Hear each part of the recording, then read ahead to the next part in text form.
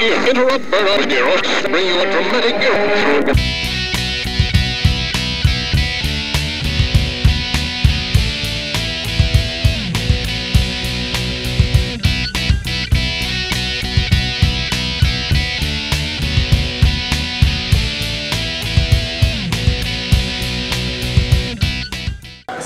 Everybody, I want to welcome you to Classics Corner. This is our first episode. I want to introduce you to our very first guest, and I'm honored to have Mr. Rock and Roll Ricky Morton. Well, man, it's a pleasure. Thank you very much. Say I'm the first one? You're the first one. Cool. This is going to be on the internet. We're hoping. That's what a girl told me one time. She lied. I bet so. Well, we're going to have this every month on the AIWFWrestling.net website, so keep a lookout for it. But I wanted to ask Mr. Morton, how do you like your time in the AIWF so far?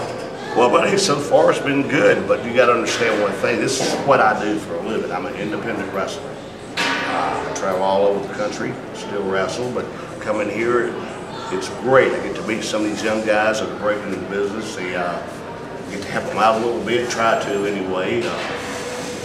But, you know, other than that, you have to understand what I said. I do this for a living. It's just another day at the office.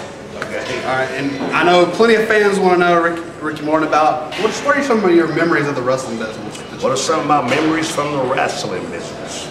Well, dude, how long have we got? No, I'm just kidding, man. You know, I have a lot of great memories in this thing. I had a great partner in this wrestling business. You know, you got to understand that before Robert and I even came to NWA in 1985, you see, remember, Robert were partners 5 years before that. You know, we wrestled different, back then we had territories like Louisiana, Florida, Kansas City, Memphis, you know, Portland, Oregon, everything. But you got to understand the only thing that really stands out is because we started out on that long road. Man, but if we went to territory to territory to territory until we got to the point that NWA called us in. Just started TBS, you know, nationwide TV, and they brought us in our first match. You got to understand, because it stands out, this is what really got the point over to the Rock and Roll Express, because they hadn't seen nothing like us.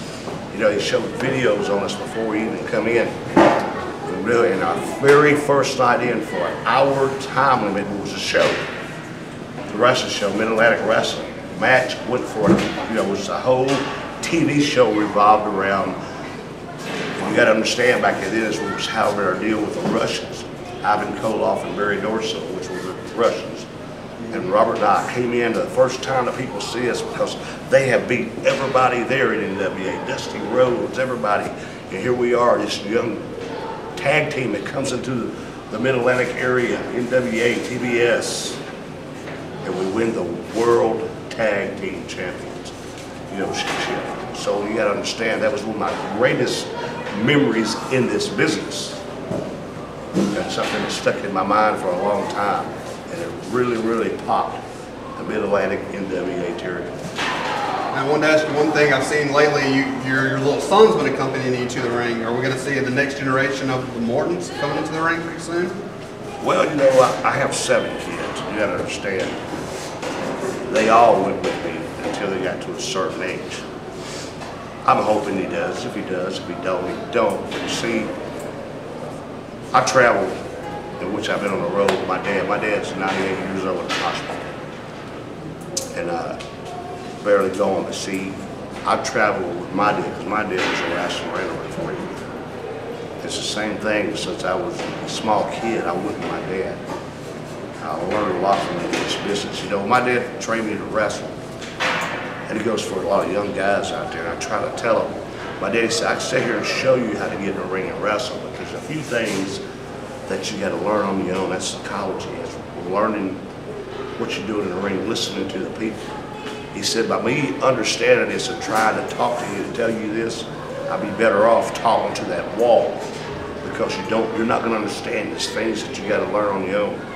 Now my son that comes around with me, he's 10 years old. You know, he loves the wrestling business. He eats it up and loves it.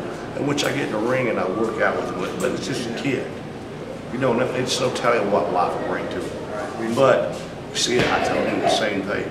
You can see all these moves on TV, blah, blah, blah, but knowing when to do it, what to do, how to tell the story of the match, you got a long way to learn to understand.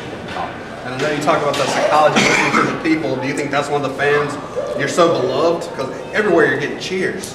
Well, dude, I gave my life to this business, you know, and one thing in this business, you got to say, it's not because I get cheers, it's because, you know, like I told you earlier, after being in TBS, after being real big here in this area, you know, even though people, it was a long time ago, they still remember the Rock and Roll Express.